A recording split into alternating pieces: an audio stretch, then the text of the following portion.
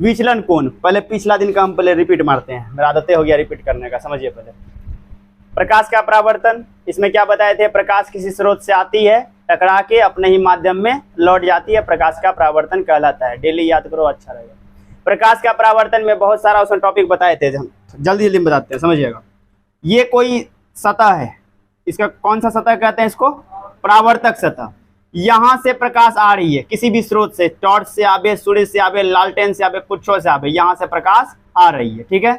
अब यहाँ आई, किस पर आई, आपतन बिंदु पर आई, यहां से टकरा के अपने ही माध्यम में लौट गई। इसका माध्यम क्या है, क्या माध्यम है, किस माध्यम से आया है, हवा से आया है, और लौटा किस में है, हवा में। तो इसी माध्यम से इसी माध्यम में लौट गई, लेकिन दिशा अलग है, लेफ्ट से आया है, राइट में गया, ध्यान दीजिएगा। जिस बिंदु पर आपतित किरण आती है ना, उसे कहा जाता है आपतन बिंदु। और आपतित किरण किसे कहते हैं, किसी प्रकाश स्रोत से आने वाली किरण को आपतित किरण कहते हैं, और टकरा कर लौटने वाली किरण को परावर्तित किरण कहते हैं। और आपतन बिंदु पर डाला गया लंब, आपतन बिंदु पर डाला गया लंब क्या कहलाता है, अभिलंब। अब होता क्या, कोण बनता है यहाँ पर। अब कोण क्या बनता है, आपतित किरण और अभिलंब के बीच बना कोण आपतन कोण कहलाता है, जिसे किससे संकेत करते हैं, छोटी आई से। उसके बाद परावर्तित किरण और अभिलंब के बीच बना कोण परावर्तन कोण कहलाता है, इसे आर से सूचित करते हैं। अब इतना दूर जब पढ़ लिए तो इससे अगला पढ़ते हैं विचलन कोण। विचलन कोण क्या होता है, 9th में आप यहां तक पढ़े होंगे, 10th में पढ़ा जाता है विचलन कोण, थोड़ा एक टॉपिक आगे। अब विचलन कोण क्या समझिए, विचलन कोण किसे कहा जाता है, आपतित किरण के बढ़ाए गए भाग से, समझिएगा। आपतित किरण कौन है, ये वाला है ना, यहां से आगे बढ़ाइए, यही होगा, बढ़ा दिए। अब बढ़ेगा कब, इसको समझते हैं। ये मान लीजिए कि शीशा नहीं है, दर्पण नहीं है। अगर दर्पण नहीं है तो कांच है, कांच समझते हैं, कांच जिससे आर पार दिखता है। दर्पण में आर पार नहीं दिखेगा, दर्पण के सामने जाइएगा तो अपना शकल दिखेगा, कांच के सामने जाइएगा तो अपना शकल नहीं दिखेगा, सीधा आर पार दिख जाएगा। तो यहां से हम क्या करते हैं, दर्पण को हटा देते हैं, यहां लगा देते हैं कांच। जैसे ही यहाँ कांच लगाएं क्या होगा, प्रकाश यहां से आगे निकल जाएगा। अब हम डॉट से क्यों दर्शाएं, समझिएगा। ये कौन सा सतह है, परावर्तक सतह है। तो परावर्तक सतह में क्या प्रकाश आगे निकल जाएगी, नहीं निकले। लेकिन हम मान लिए कि निकल गया, मान लिए क्या, निकल गया, तो डॉट लाइन से दर्शाएं कि ये माने हम कि निकल रहा है यहां से प्रकाश आगे। अब समझिए, तो लिखा आपतित किरण के बढ़ाए गए भाग, आपतित किरण के बढ़ाए गए भाग से परावर्तित किरण तक जो कोण बनता है उसे विचलन कोण कहा जाता है। समझिए, ये जो भाग बढ़ाए हैं यहां से कहां तक, परावर्तित किरण तक। परावर्तित किरण किधर है, बायां की दायां, इधर बायां हुआ उधर दायां हुआ। परावर्तित किरण किधर है, दायां में। यहां से जो दायां भाग तक कोण बना है इसे कहते हैं कौन सा कोण, विचलन कोण। कौन सा कोण, विचलन कोण। अब याद आया होगा, समझिएगा। क्या बोले हम, आपतित किरण से या आपतित किरण के बढ़ाए गए भाग से परावर्तित किरण तक जो कोण बनता है उसे विचलन कोण कहा जाता है। अब देखिए, यहां से आप गए दायां में तो विचलन कोण बन गया, और यहां से आप ऐसे भी जा सकते हैं ना, यह भी परावर्तित किरण है, यही ना परावर्तित किरण है।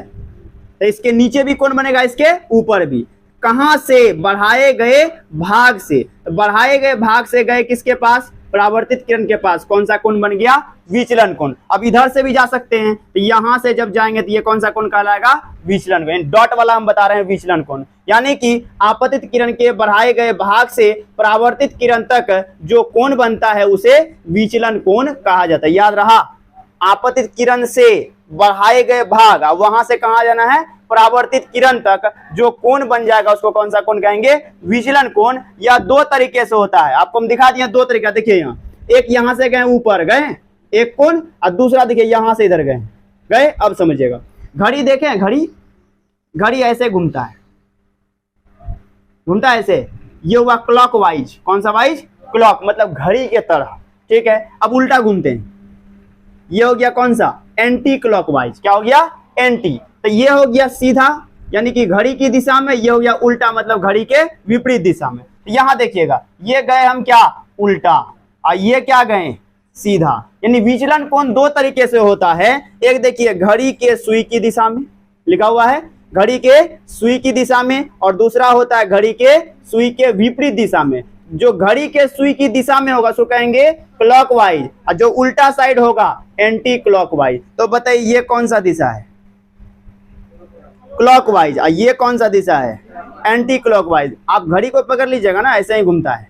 कैसे? यहाँ 3 होता है, 3 बज रहा है, यहाँ 3 के बाद यहाँ कितना बजेगा?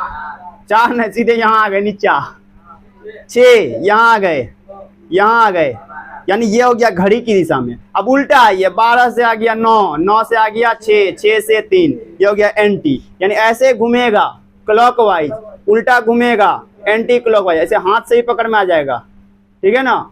अब देखिए, तो विचलन कोण कितने तरह का? 2 तरह का। कैसे कैसे?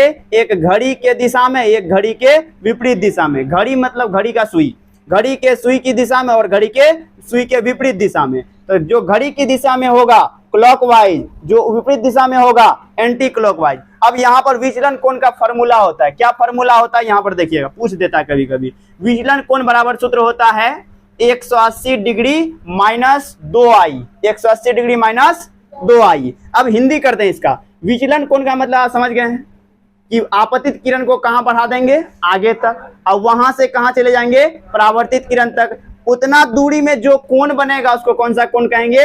विचलन कोण। हम उतना दूरी 2 तरीके से जा सकते हैं। एक सीधा मतलब घड़ी की तरह, तो क्लॉकवाइज में, एक उल्टा यानी कि घड़ी के विपरीत दिशा में एंटी क्लॉकवाइज में। तो विचलन कोण 2 तरह का। विचलन कोण ज्ञात करने के लिए फॉर्मूला कहता है 180 माइनस 2i। समझिएगा, 180 माइनस 2i, 21 नहीं समझना है, 2i। इसको हिंदी करते हैं। 180 आप समझ रहे हैं, पढ़े हुए हैं, माइनस भी आप समझ रहे हैं, 2 भी आप समझ रहे हैं। अब आई को समझिए, आई कल्ले समझा दिए। आई का मतलब आपतित किरण नहीं, आपतन कोण। आई का मतलब आपतन कोण। कहने का मतलब है 180 लिख देंगे, माइनस लिख देंगे, 2 लिखेंगे, फिर क्या लिखेंगे? गुना लिखेंगे, तब लिखेंगे आपतन कोण का मान। मान लीजिए 40 हुआ तो 40 भरेंगे, 50 हुआ 50 कर देंगे। उसके बाद मैथ के तरह इसको सॉल्व कर लेंगे। अब कुछ क्वेश्चन है जो मैट्रिक में पूछता है मैथ के जैसा, जिसको कहते हैं न्यूमेरिकल। समझिएगा, फिजिक्स का न्यूमेरिकल। जैसे यहाँ पर लिखा विचलन कोण से संबंधित प्रश्न, यानी विचलन कोण कैसे हम ज्ञात करते हैं। पहला क्वेश्चन क्या है कि यदि आपतन कोण का मान कितना डिग्री है? 35 डिग्री है, तो विचलन कोण का मान क्या होगा? पहले तो इसका स्टेटस लिख लीजिए। कोई भी क्वेश्चन बनाने से पहले स्टेटस, स्टेटस का मतलब जो दिया हुआ है। क्या दिया हुआ है? 35 डिग्री। 35 डिग्री क्या है? आपतन कोण। तो लिख देते हैं आपतन कोण बराबर, आपतन कोण बराबर कितना डिग्री? 35 डिग्री। अब देखिए यहाँ पर आपतन कोण हो गया 35, हमको निकालना क्या है? विचलन। विचलन का सूत्र क्या कहता है? 180, ये पता है हमको, माइनस ये भी पता है, 2 पता है। आई मतलब क्या? आई पता है। आई मतलब आपतन कोण, मतलब आई भी पता है। सूत्र काम करेगा।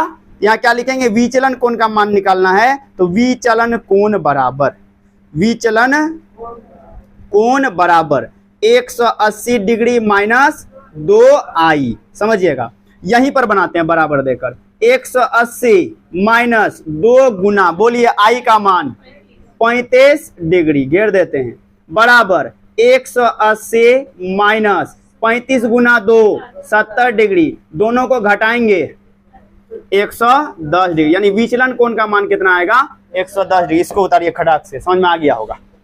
ये सबसे आसान क्वेश्चन था। अभी और देखते हैं इस टाइप का क्वेश्चन। विचलन कोण निकालने के लिए फॉर्मूला एकदम याद कर लेना है, 180 degree minus 2i, 180 degree minus 2i। जितना बोलिएगा ना उतना याद होगा, सुस्त होकर कुछ नहीं होने वाला भैया। पढ़ो जबरदस्त तरीका से।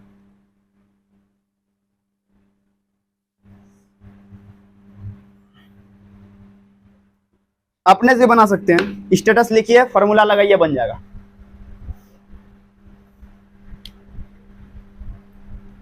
कल बोले थे 3 पेज पढ़ाना है, तब ये मजा आएगा।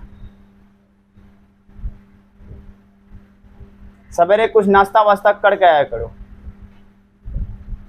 तब ज्यादा देर तक बैटरी चार्ज रहेगा। अब आगे बढ़ते हैं। दूसरा कोण समझिए, दूसरा क्वेश्चन में, ये भी विचलन कोण का क्वेश्चन है, लेकिन थोड़ा सा अल्टर है। क्या अल्टर है समझते हैं।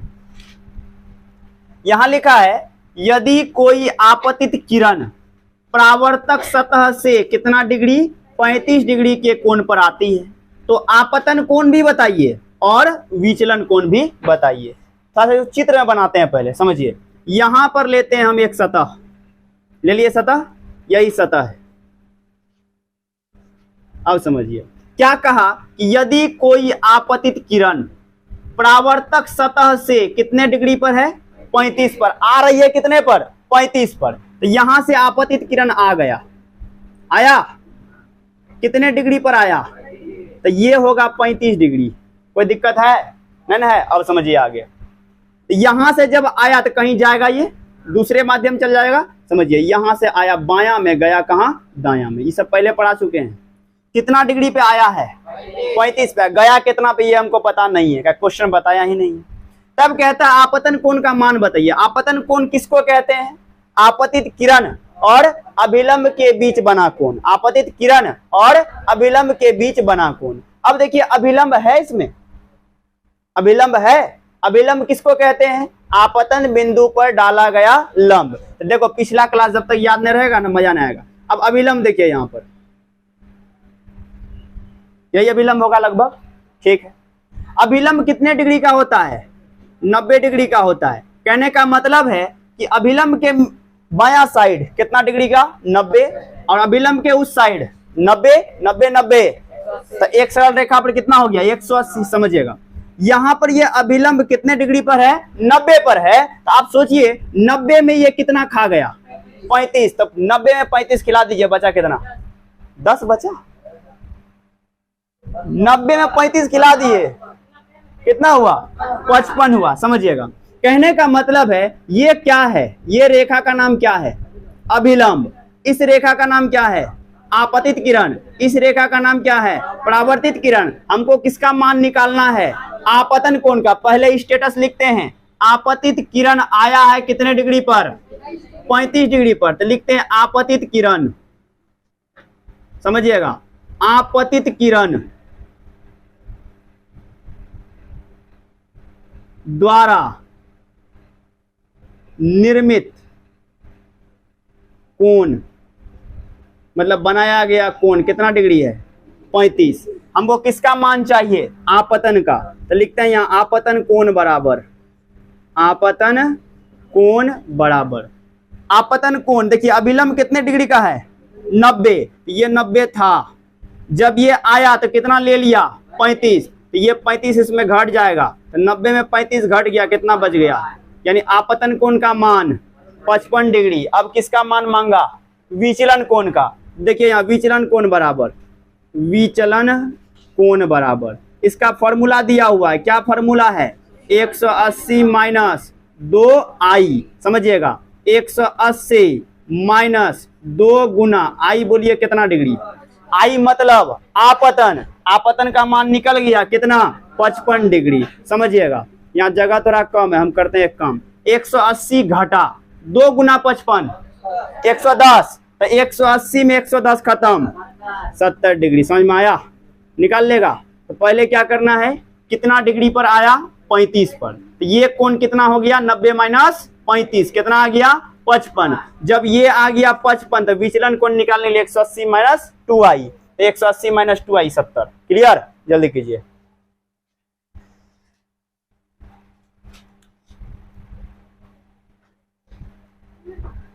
फिगर, हाँ समझने के लिए फिगर जरूरी है, ऐसे नहीं भी बनाएंगे चलेगा, लेकिन बाद में अगर जरूरत पड़ेगा। फिगर जितना अच्छा बना सको फेयर में उतना समझ में ज्यादा आएगा। तुम लोग के लिए बोल रहे हैं, हमरे लिए ना है। हम तो देखिए कह देंगे विचलन कोण ऐसे होगा।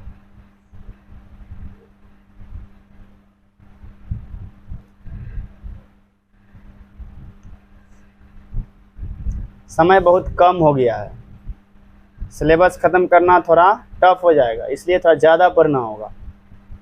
खाली साइंस थोड़ी है, मैथ भी देखना है हमको। अब इस क्वेश्चन को ट्राई करते हैं बनाकर, ठीक है, देखते हैं किससे किससे बनता है। फिलहाल समझिएगा, कहता है यदि परावर्तन का कोण 80 डिग्री है, परावर्तन का कोण 80 डिग्री है, तो कहता है विचलन कोण का मान बताइए। बनेगा? पहले स्टेटस लिखिए, परावर्तन कोण बराबर 80 डिग्री।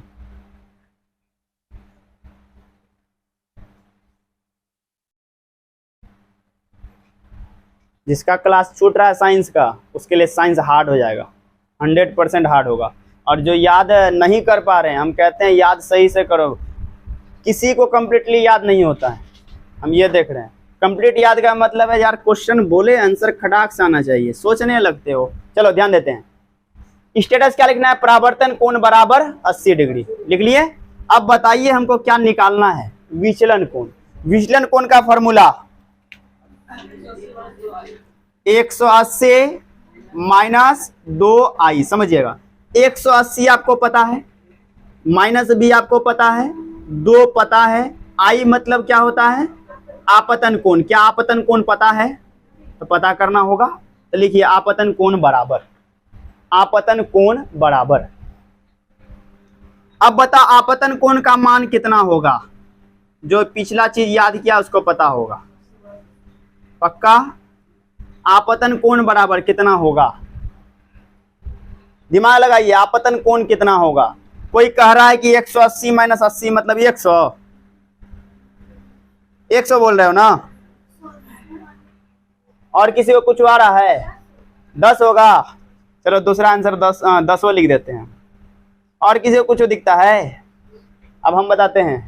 प्रीति तुम भी बोल रहे एक बार तो, कितना आएगा, सही बोल रहे हैं, मजाक नहीं सीरियस बोल रहे हैं, कितना होगा, कितना 100 होगा, तुम्हारे हिसाब से 100 होगा। बताते हैं ये क्या सोचकर बोला 100, कि सरल रेखा पर कोण 180 का, यही ना, 180 में 80 खा गया 100। और तुम क्या बोली है कि ये जो होता है 90 होता है, 90 में कितना 80 इसको खिला दिया, यही ना। यहाँ देखो क्या लिखा हुआ है, आपतित किरण आती है कितना पर, 35 पर। यहाँ लिखा है आपतित किरण आती है 80 पर, ऐसा नहीं लिखा। यहाँ क्या लिखा, परावर्तन कोणे 80 है। अब देखिए परावर्तन का दूसरा नियम बताइए क्या था, परावर्तन का 2 नियम, दूसरा नियम क्या था, चलिए पहला नियम बोलते हैं। आपतित किरण, परावर्तित किरण और अभिलंब तीनों एक ही तल में थे, इसका कोई काम नहीं, अभी दूसरा का काम है। दूसरा क्या बताए थे, आपतन कोण परावर्तन कोण के बराबर होता है। आपतन 40 तो परावर्तन कितना 40, परावर्तन 50 तो आपतन कितना, तो परावर्तन 80 तो आपतन कितना। अब बोलिए पिछला याद करना जरूरी था, हुआ आपतन 80, लिखिए आपतन कोण बराबर 80 डिग्री। क्लियर। अब निकालना है विचलन कोण, तो विचलन कोण का फॉर्मूला लगाइए और आप बना लीजिए, बन जाएगा क्वेश्चन। विचलन कोण बराबर 180 डिग्री माइनस 2i, आंसर बता देना हमको, 180 डिग्री माइनस 2i, मान बैठाइए 180 डिग्री माइनस 2i, कितना आंसर 20 डिग्री। पकड़ मारा क्वेश्चन। हर चीज को बारीकी से पढ़ोगे ना, कोई भी क्वेश्चन सॉल्व होगा रे, क्यों नहीं होगा। देखिए आपतन कोण परावर्तन कोण बराबर हो गया 20 सबका।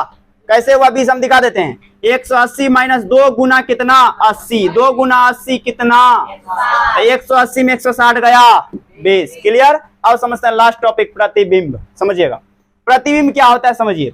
प्रतिबिंब किसे कहा जाता है, कहता है किसी प्रकाश स्रोत से, अब प्रकाश स्रोत आपको हम पढ़ाए थे पहला दिन। प्रकाश स्रोत क्या होता है, जिससे प्रकाश निकलता है, जैसे सूर्य प्रकाश निकलता है, प्रकाश का सबसे बड़ा स्रोत सूर्य है, सूर्य ही है जो हमको प्रकाश दे पाता है। ठीक है, अब समझिएगा, सूर्य हो गया, ट्यूबलाइट, बल्ब, ये सब क्या है, प्रकाश का एक स्रोत है। तो किसी प्रकाश स्रोत से, सूर्य से, मरकरी से, बल्ब से, कहीं से भी, ट्यूबलाइट से आ रही प्रकाश की किरण परावर्तन या अपवर्तन, परावर्तन पढ़ा दिए हैं।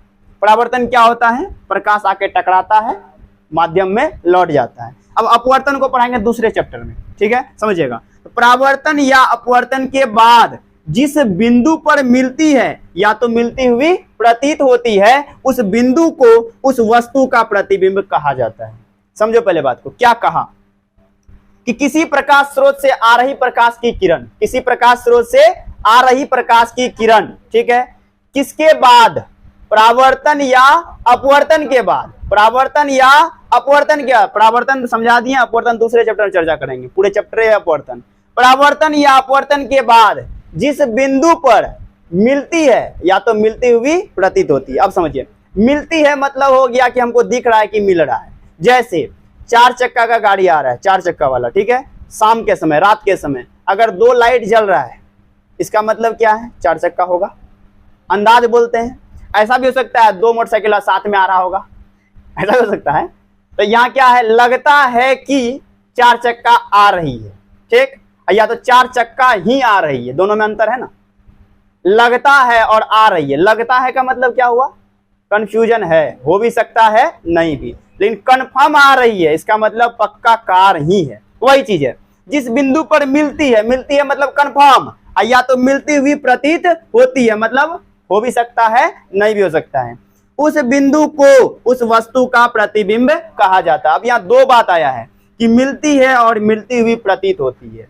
जब वास्तव में मिलेगी तो होगा वास्तविक प्रतिबिंब, और जब मिलती हुई प्रतीत होगी, मालूम पड़ेगा ना मिल रहा है, तब क्या होगा, काल्पनिक प्रतिबिंब। तो प्रतिबिंब का परिभाषा क्या बताएं, किसी प्रकाश स्रोत से आ रही प्रकाश की किरण परावर्तन या अपवर्तन के बाद जिस बिंदु पर क्या होती है, मिलती है या मिलती हुई प्रतीत होती है, उस बिंदु को उस वस्तु का प्रतिबिंब कहा जाता है। एक बार बोलोगे अब याद हो जाएगा, क्या बोले, किसी प्रकाश स्रोत से आ रही प्रकाश की किरण किसके बाद, परावर्तन या अपवर्तन के बाद, उसके बाद बोलिए जिस बिंदु पर मिलती है या मिलती हुई मालूम पड़ती है, प्रतीत होती है, उस बिंदु को उस वस्तु का प्रतिबिंब कहा जाता है। यह 2 तरह का होता है, वास्तविक प्रतिबिंब और काल्पनिक प्रतिबिंब। वास्तविक में क्या होगा, वास्तव में मिलेगा, काल्पनिक में क्या होगा, मिलता हुआ प्रतीत होगा। तो इसका परिभाषा बनाएंगे ना, जब वहां लिखेंगे मिलती है, इसमें क्या लिखेंगे, मिलती हुई